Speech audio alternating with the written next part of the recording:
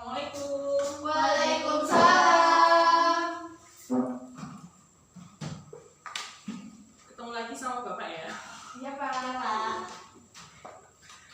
Sebelumnya Assalamualaikum warahmatullahi wabarakatuh. Waalaikumsalam warahmatullahi wabarakatuh. Selamat siang anak-anak. Siang Pak. Sekarang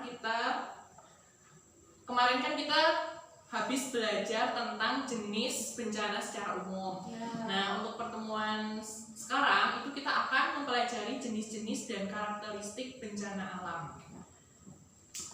Sebelum itu Bapak mau absen dulu kalian ya. Iya Pak.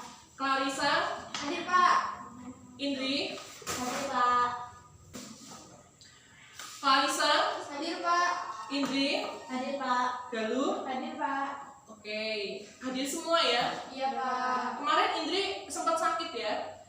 Sudah minta materi sama teman-teman yang pertemuan kemarin? Sudah Pak. Oke, berarti langsung saja ya. Sekarang kita belajar tentang jenis-jenis dan karakter bencana.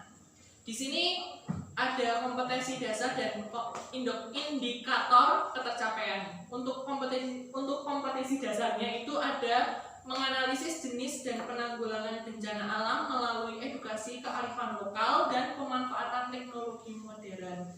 Terus yang kedua yaitu membuat sketsa DENA atau peta potensi bencana. Tapi itu alam. Nah, jadi nanti kalian itu setelah Bapak menerangkan secara singkat tentang pembelajaran hari ini, nanti kalian diminta untuk mendiskusikan bersama teman-teman sesuai dengan kelompok masing-masing untuk memberikan contoh bencana alam, terus kemudian nanti dikasih deskripsinya. Langsung saja untuk pengertian bencana alam sendiri, yaitu menurut Undang-Undang Nomor 24 Tahun 2007 tentang penanggulangan bencana. Peristiwa atau serangkaian peristiwa yang mengancam dari dan mengganggu kehidupan dan penghidupan masyarakat yang disebabkan baik oleh faktor alam maupun faktor non alam. Contohnya itu seperti manusia, sehingga mengakibatkan timbulnya korban jiwa manusia, kerusakan lingkungan, dan kerugian benda serta dampak psikolog. Untuk pengertian mitigasi bencana alam sendiri yaitu upaya yang harus dilakukan terus-menerus untuk mengurangi resiko bencana alam sehingga dampak yang ditimbulkan bencana dapat ditekan sekecil-kecilnya. Intinya dari pengertian mitigasi bencana ini tuh suatu upaya yang harus kita lakukan untuk meminimalisir kerusakan dari bencana-bencana tersebut. Nah, untuk jenis-jenis bencana sendiri itu ada bencana yang disebabkan oleh alam, terus ada bencana yang disebabkan oleh non alam yang sudah kita pelajari kemarin, dan bencana yang disebabkan oleh manusia. Untuk bencana alam itu contohnya ada gempa bumi, letusan gunung berapi, ada tsunami, banjir, kekeringan, tanah longsor, dan lain sebagainya. Sedangkan untuk bencana non alam yang sudah kita pelajari kemarin itu ada bencana endemik, ada bencana pandemi, dan kegagalan teknologi serta kegagalan modernisasi. Untuk yang saat ini nih, ini termasuk bencana alam, bencana non alam, yaitu bencana corona ya. Kita sedang dilanda wabah penyakit. Kemudian yang disebabkan oleh manusia sendiri yaitu ada konflik sosial dan teror. Tapi kita tidak mempelajari itu, kita hanya akan mempelajari tentang bencana yang disebabkan oleh alam. Terus langsung saja Bapak minta sama kalian untuk mendiskusikan sama teman-temannya sesuai dengan kelompok yang kemarin Bapak sudah bagi pertemuan sebelumnya tentang jenis-jenis bencana alam dan karakteristiknya. Nanti untuk mendiskusikannya itu Bapak beri waktu 10 menit, kemudian nanti setiap kelompok itu harus memaparkan hasil presentasinya. Ya sudah, silakan untuk diskusi dengan kelompok masing-masing.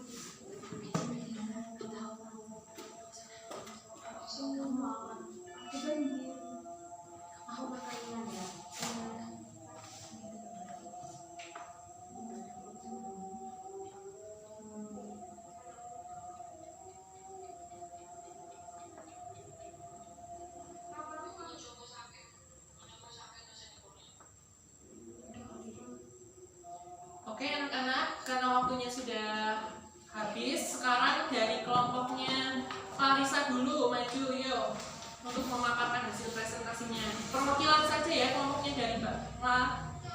Oke, bencana yang pertama itu ada tsunami.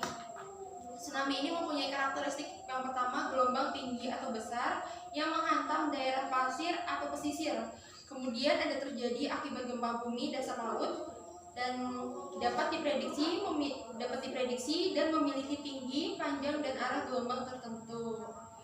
Oke, terima kasih. Yang selanjutnya kelompoknya dari Mbak Galuh. Saya Pak. Ya. Di sini saya mengidentifikasi karakter dari banjir. Karakteristik dari banjir yang pertama dapat berlangsung lambat atau cepat tanpa peringatan. Misalnya banjir bandang. Kedua, biasanya terjadi pada musim hujan. Ketiga, dampaknya dari banjir itu yaitu merusak tergantung pada tinggi air, luas genangan, lamanya genangan, kecepatan aliran, material yang hanyut, dan tingkat kepekatan atau endapan lumpur. Baik, selanjutnya kelompoknya dari Mbak Indrio. Silakan salah satu saja. Baik, Pak.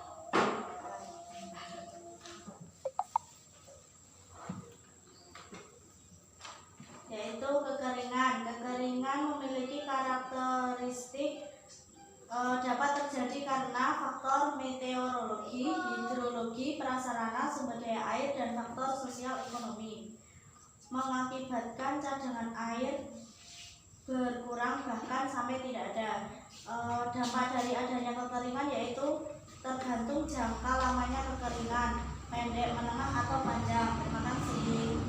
Baik, karena dari masing-masing kelompok sudah memaparkan, jadi Bapak di sini sedikit menyimpulkan ya dari pembelajaran kali ini, yaitu tentang jenis bencana alam. Jadi jenis bencana alam itu yaitu bencana yang terjadi dikarenakan faktor alam.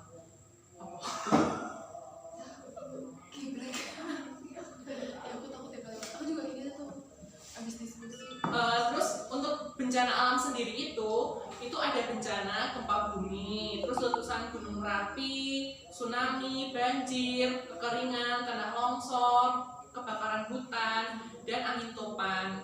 Nah, untuk bencana alam ini sebetulnya setiap bencana pun bisa diprediksi ya, karena kan kita juga ada badan meteorologi yang yang bisa memprediksi tentang bencana-bencana yang akan ada. Nah, harapannya kalian sebagai peserta didik itu mampu untuk saling menjaga tentang tentang kelestarian lingkungan, supaya seperti bencana-bencana kayak banjir itu bisa teratasi atau sedikit meminimalisir, begitu ya anak-anak. Jadi pertemuan kali ini cukup Bapak sudahi. Kita besok, untuk pertemuan besok kita akan ada ulangan ya. Akan ada ulangan. Jadi harapan Bapak semoga kalian mengulas materi yang sudah Bapak ajarkan. Untuk pertemuan besok kita ulangan, semoga hasilnya baik, karena itu akan menjadi bahan evaluasi Bapak untuk kedepannya. Cukup sekian karena materinya juga karena pelajaran selanjutnya akan segera dimulai. Bapak akhiri, wassalamualaikum warahmatullahi wabarakatuh. Waalaikumsalam warahmatullahi wabarakatuh. Tetap jaga kesehatan